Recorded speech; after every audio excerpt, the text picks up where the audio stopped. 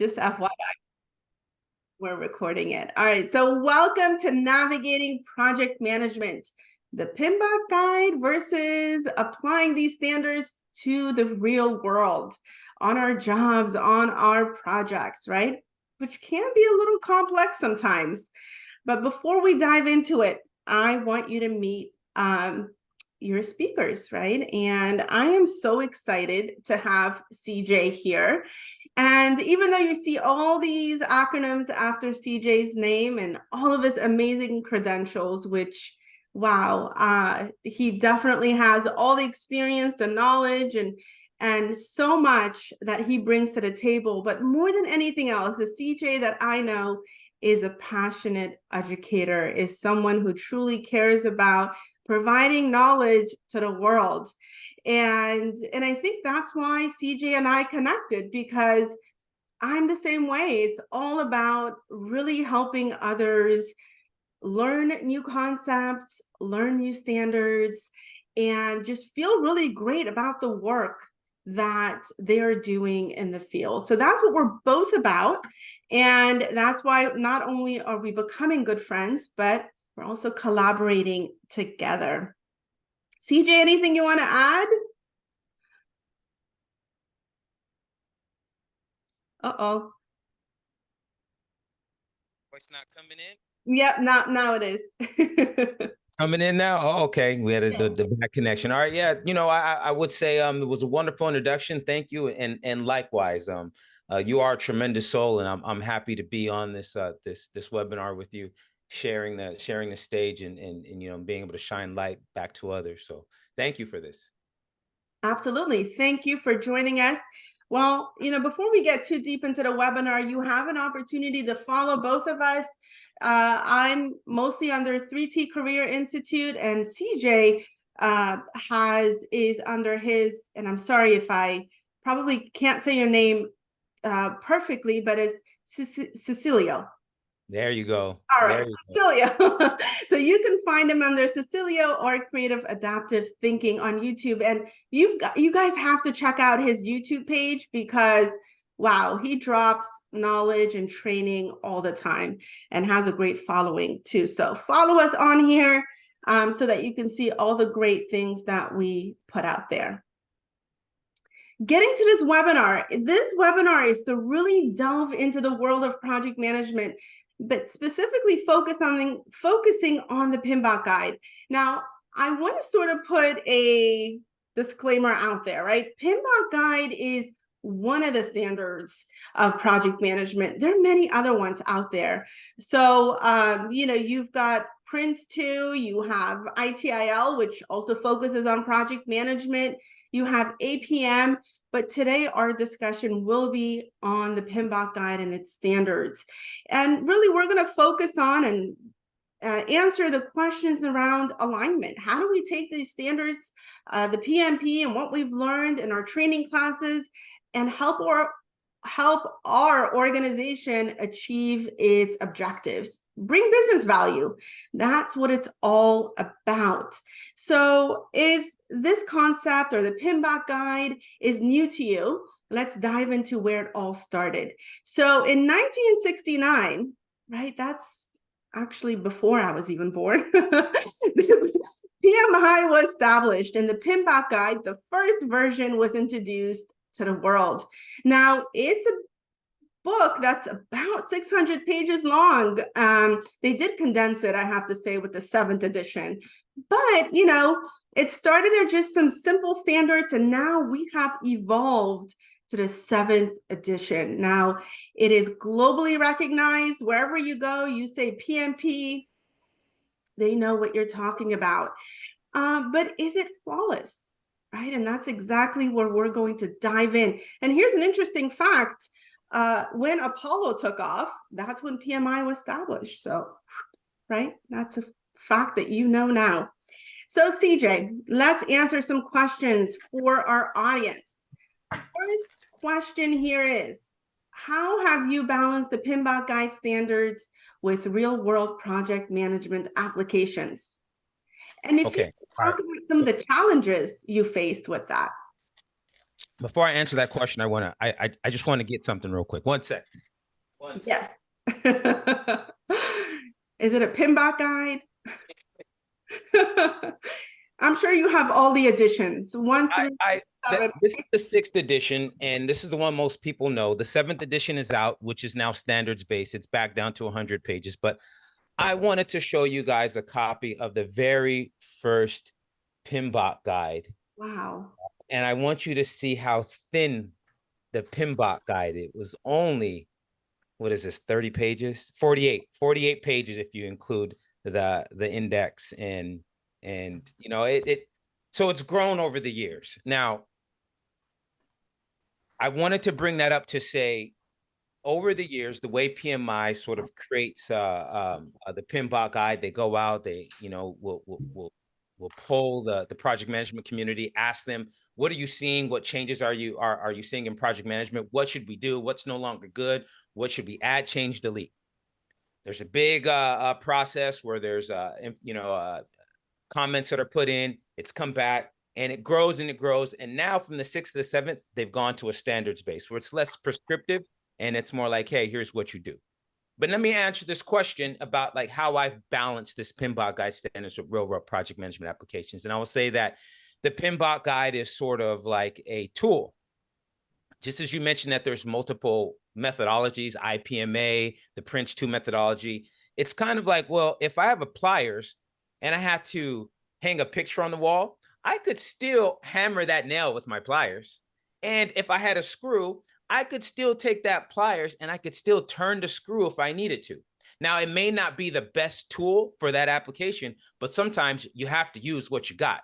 And so in balancing the PMBOK guide standards, what you really do is you take a look at it and you say, what is the least amount that we can apply and get this project done? Now, this kind of falls on the agile spectrum of like maximizing the amount of work not done.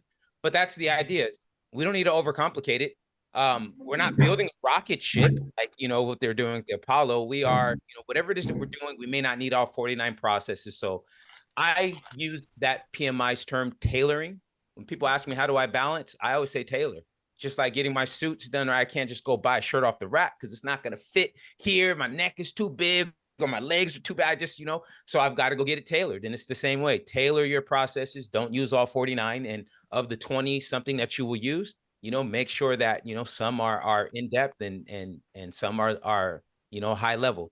And then the real world application of that is speaking to your team, speaking to your sponsor. Those are the two entities that you got to keep in mind. There's many other stakeholder types, but what does the team need? What layer of management do they really need to make their jobs easy? And what do I really need to provide my sponsor, the person that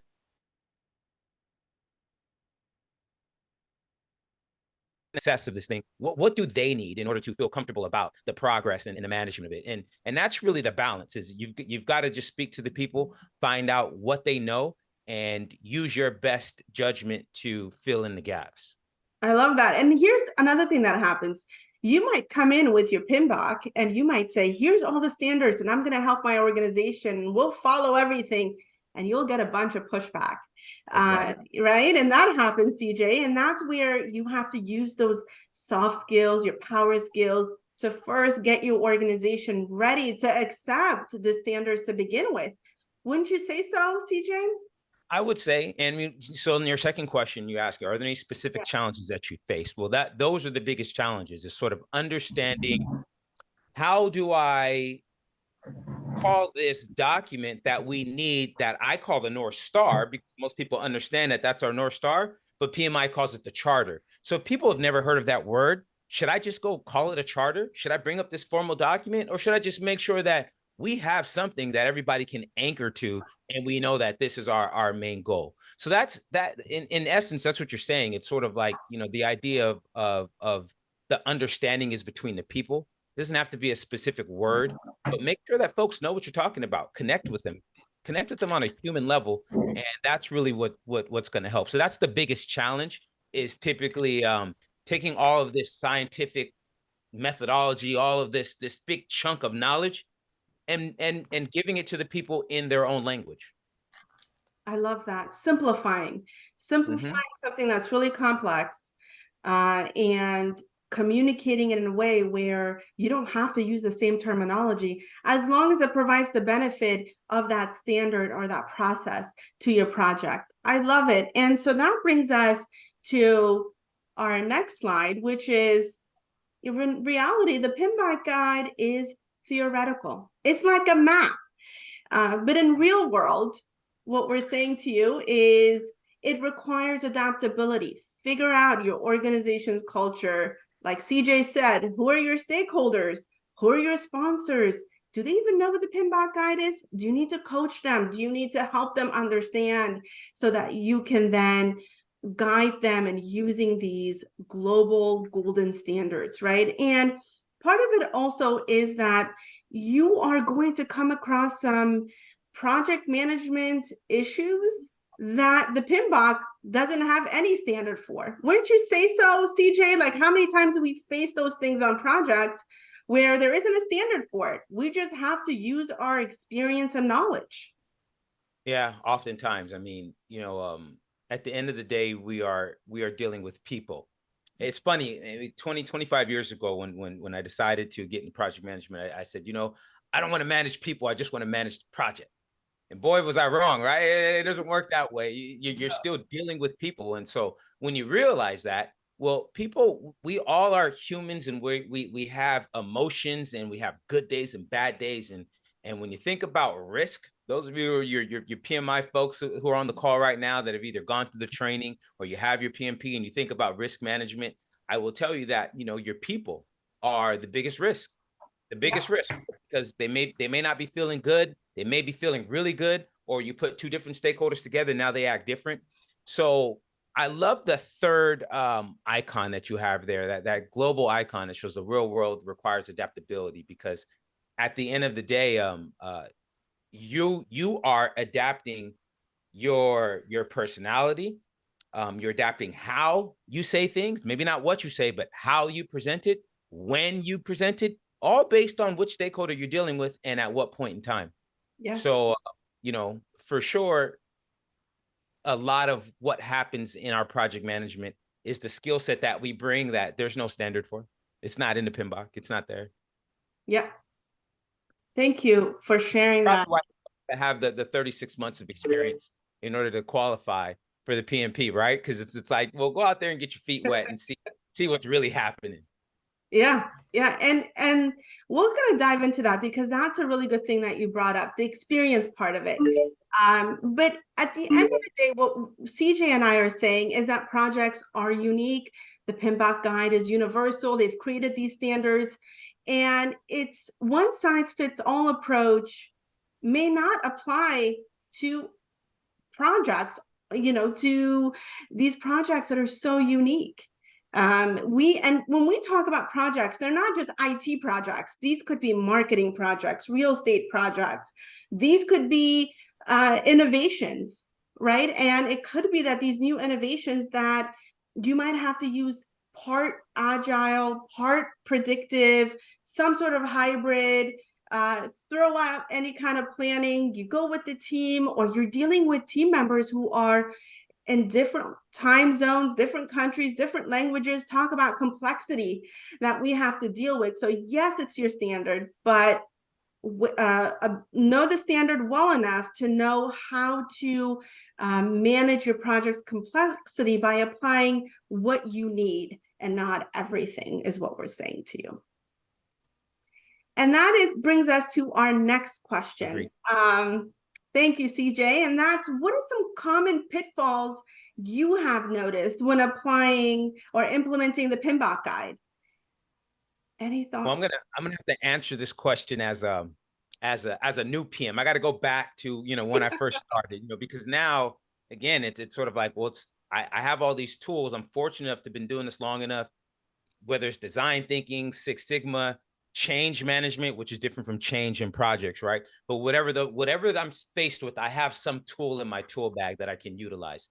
But if we're gonna dial it down to the PMBOK, which let me back it up, and I recommend all of you, once you start, don't stop with the PMBOK guide. Go get your agile certs, go learn Six Sigma, go learn design thinking, go learn change management, and learn all of it, right? Because they're all different flavors of project management. But if I go back to when I was a new PM, or the new PMs that either I coach now or you know that join the program, one of the biggest problems they have is that they want to take this prescriptive, okay, I need to go and collect my requirements and then define my scope, right? And then I need to go in and break those into activities and develop a schedule. And if I need to, I might have to go sequence those out and determine all the dependencies.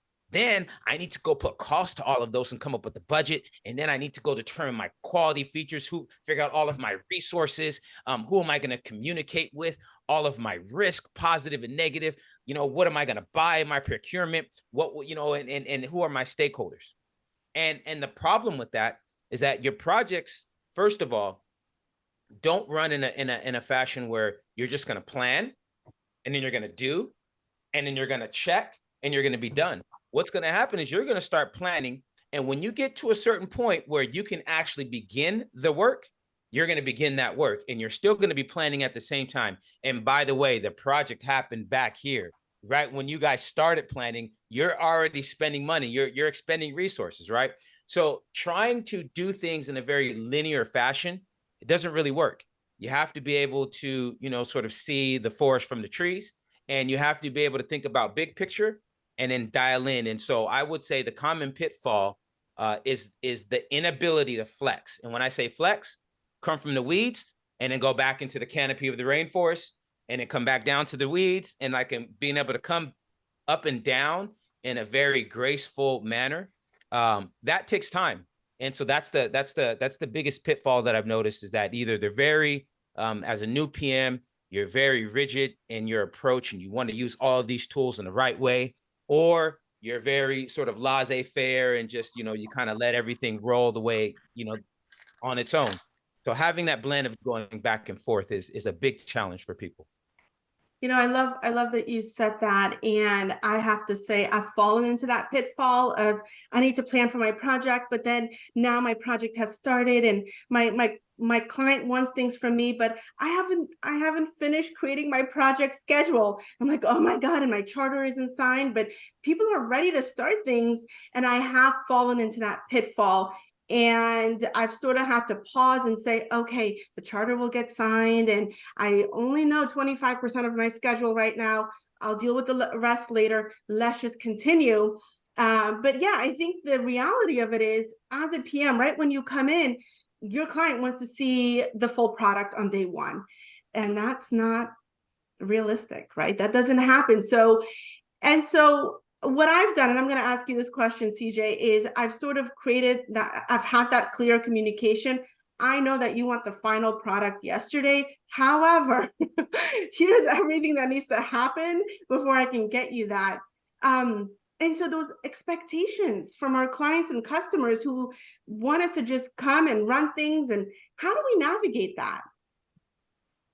So one of the first things that this is something I do personally still to this day when I work with my clients, and what I teach all of the folks that either come through my classes or coaching product, or, you know, the company has this training, right?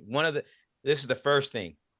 You remember the triple constraints? And some people will say, yeah, some people say no. Then I'll say, remember the iron triangle? And some people say, yeah, and some people will say no. And some people will say, oh, I didn't know those were the same thing. Okay, scope, schedule, budget. And I tell them, your biggest job, your number one job, is you need to find out from your sponsor what's most important. Is it scope, schedule, or budget? Is it that we finish everything? Scope, we must do it all. I don't care how long it takes, how much it costs, finish everything, right? Is it that we must adhere to a specific budget? Just don't spend over this a dollar amount, please. Or is it that we need to finish by a date? Hey, this is a hard date. We're going to have the grand opening. It's on this date. You have to pin that stakeholder down to find out which one is the most important. Now, they're going to try to tell you all three, right? They want all three, but no, in reality, only one of those things is important, the most important. And at that point, now, you know, your project is either scope driven, time driven, or cost driven. And you can tell that sponsor, okay, great, you get that one, and I will manage the other two in order to fit, right? Because if you want more of something, you either got to give me more time to be creative with a limited budget, or you better give me more money, right? You want me to save cost? well, then you better give me more time to be creative, or you better decrease your scope. And if you want me to finish faster, well, again, you got to give me more money, or you got to decrease what you're asking. So you can't change one without the other. And I would say that's one of the biggest ways to overcome that, is to pin down your stakeholder on what's the most important aspect. So and that seems to satisfy most of the problems out the gate. yeah, I love that. I love that you said it, because we can't have it all. But here's what I'm really hearing. I'm hearing what you're saying is coach your clients, communicate with them, teach them a little bit about project management, essentially, right? Isn't that really the biggest job that we as PMs have to do, is sort of relay the information, show them the risks, the dangers of their decision making, the dangers of their thought process, and realign them back to, hey, if this is what you want, then this is the risk that you're going to be dealing with. Yep. I would recommend everyone on the call go Google whiteboarding tactics. You do not need to be an artist to learn how to make figures on a whiteboard, or UML, right? You just want to be able to, like the universal modeling language. If the more that you can teach folks, the better off they're going to be. And the more that you can whiteboard, I will tell you that a picture is 1,000 words. So when you are drawing what you're describing, someone else is looking at it. When you two are aligned on that picture, that, that's 1,000 words. Just think about that. That's 1,000 words that you've been aligned on. So absolutely, coaching, teaching is one of the best ways that you can bring along all of your stakeholders, not just sponsors, but your team members too. Yeah. And first, it begins with us knowing, what are these standards? Like CJ talked about, you don't stop with the PMP. You get your other certifications. You have this full project manager tool bag of all these tools that you can combine, that you can use, that you can prioritize one tool over another to help navigate complexity and meet project objectives at your organization. And so part of the PMBOK, really what we're saying is there are limitations, yet there's value, right? And why? Because there's a common language. We are all here in this webinar, and I'm throwing out terminology, CJ is, and those who've taken the training understand project charter, agile, backlog, sprints. That's common language, and that's why standardization is important, because even though it's done a million different ways, there's still a standard approach and a standard terminology. And the key here is that even though project management is done a billion different ways at organizations, yet when you go to that job interview, that interviewer wants you to spit fire as it deals with the standards. They want you to speak the PMBOK language. Wouldn't you say that's your experience, CJ? Yeah, I would. Well, I'm a little biased. I might have some shock value right now in this call, but I'm going to tell you that. All right, you just showed how project management, PMI started in 1969, right? Project management began in the 40s with, rocket science, right? We're building large software for these rocket systems. So if you think about it, our industry is less than 100 years old. It's very, very, very immature. The pay gap for a PM in industries can be over a couple 100,000. And so I bring all that up to say that in the reality, as it stands today, it is what it is. The majority of hiring managers who haven't been project managers don't know project management. Yeah. And the rest of the organization doesn't really know project management as well. So I'll take it a step further to say that when you do use these terms, it's not that they're looking for it. It's more like, oh yeah, I've heard that before. Oh yeah, he's talking or she's talking about that. Okay, they know what they're talking about. So I will say that I can't say that in my experience, most of them have been looking for it, but I will say that when they get it, they're very, very, very delighted. And I will tell you that this experience is the same on the other side now. Now that I'm coaching these organizations, it's the same thing. I felt this way as an employee going through interviews, and it's the same now as I'm teaching. So it's just a common thing. It's not negative, but I would say that yeah, most hiring managers who haven't been project managers, they don't really know. Yeah, they're probably, they come up with a question, they Google what the answer is, and when you Google it, it tells you how to manage requirements. For example, I remember going for a job interview, and this was when I was well into being a PM, and the hiring manager asked me about requirements management, and I gave them the requirements management. Oops. I think Okay, there we go. Oh, no. Sorry, I'll say that again. So when I was going on the job interview, the manager said, well, talk to me about requirements gathering. How are you going to do it? And I just gave it to them the way it's written in the PMBOK guide, just the scope management knowledge area. And I was like, here's what I'll do first. Here's what I'll do second. Here's what I'll do third. And she was so impressed. But when I got the job, it was a mess. No one knew what they wanted to deliver. I couldn't find the right stakeholders. I needed to schedule meetings, and the project wasn't a priority for them. So it was very different. Yet during the interview, they wanted to hear the standard language, at least from they were a predictive organization. And I gave it to them, and I did get the job, obviously, but also, if you are interviewing for positions, you can also ask questions. Hey, are you using an agile development approach or a predictive development approach? Because then your answer will be different depending on what they're asking you. And so your answer then would be how you've learned it in your training class. So just to put that out there.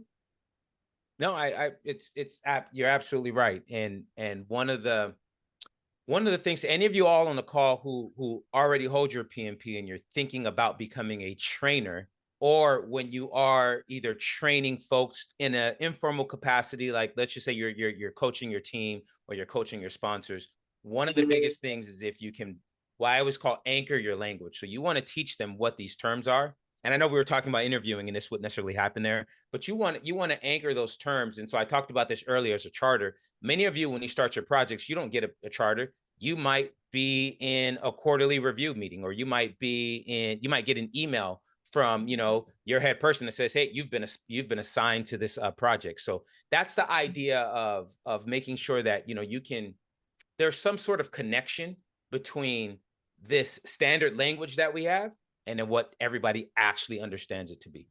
Yeah. Yeah. And now it's your time to ask us your questions. Thank you, CJ, for that.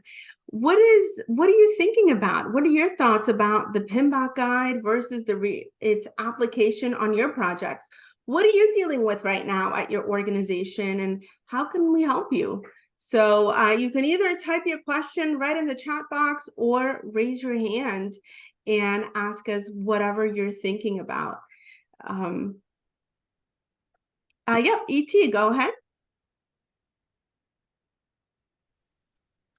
Hi, I just want to thank both of you guys for taking the time to speak with us. So I don't want to get away from what you are telling us, but I have a good question. I have like 20 years plus of experience in working. I'm sure to some capacity, or if not a lot, I have some type of project management experience. However, when you look at my resume, you're not going to see project manager. So someone like myself who wants to level up in the corporate world, looking into project management, would you advise for me to probably start with the associate project management, which I can't remember the acronyms right now?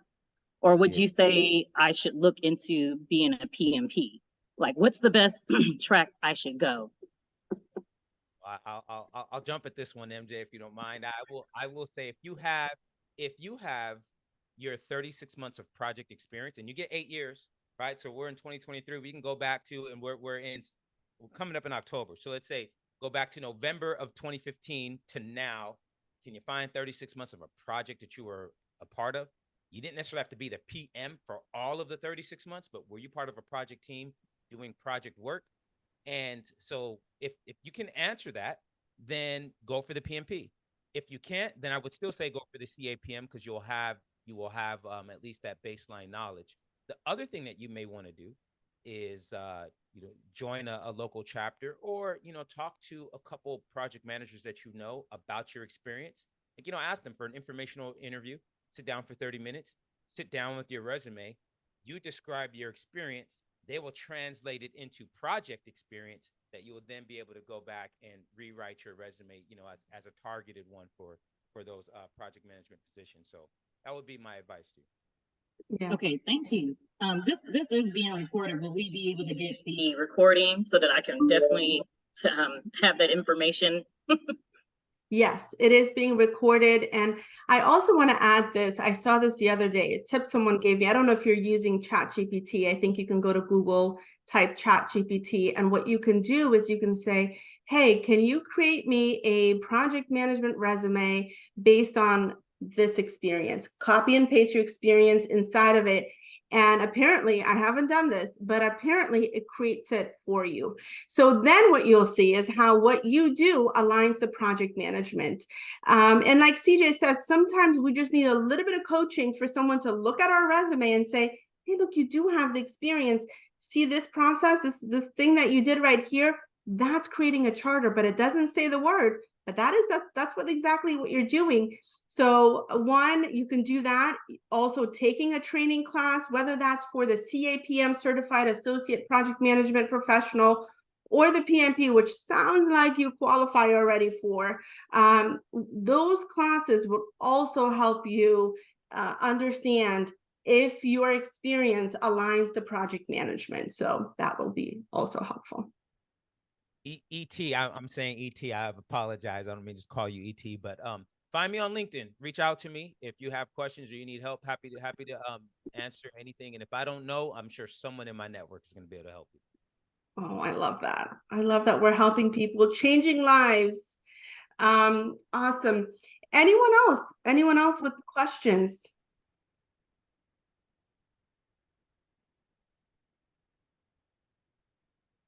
We can continue the learning and you can think of your questions, but I did want to present this page here for you, for all of you. So as you can see, both CJ and I train and coach in project management.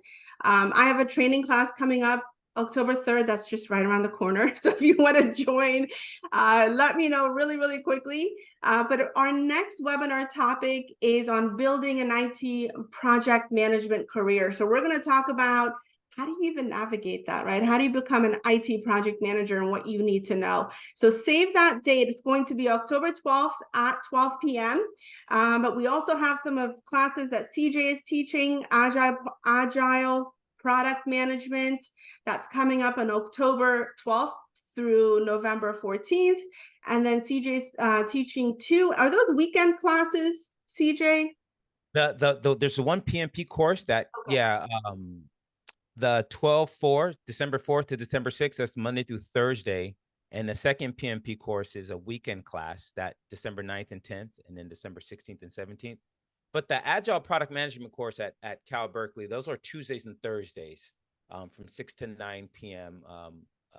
Pacific Standard Time. So any of you that are product managers or you work in the product realm and you're interested in, taking on that role, that would be a course for you. Other than that, then the other ones are all the project management ones that MJ and myself are holding. Yeah, and the way when you learn from someone who has been a project manager, and for CJ, he's still a PM, you'll actually get the connection. We will build that connection for you between the standard and the reality. And that's who you want to learn from. A lot of training organizations just hires individuals who can read from slides. You don't want that. You want to be engaged, you want to be challenged, and you want us to answer your tough questions in terms of the reality of applying these concepts. So take a class with either one of us. I know that you will absolutely love it. And CJ and I appreciate you all being here. Thank you for joining. You know how to connect with us. And this is going to be recorded. I'll put it on at least my YouTube channel. And if CJ wants to, he can put it on his as well. And we look forward to working with you and helping you achieve career success. Any last minute questions from folks out there? I know sometimes we kind of hold on, we're not sure, so we're gonna give the big pause. Give the big pause and see if somebody has one last minute question.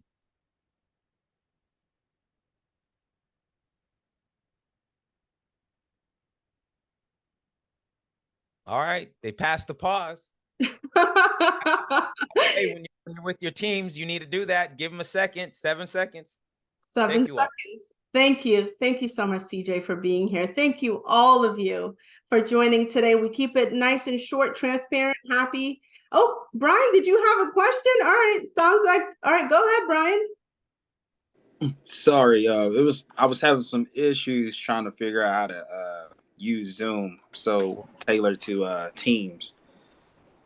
So my question is, I'm someone that just got out of college, and my work is general managing.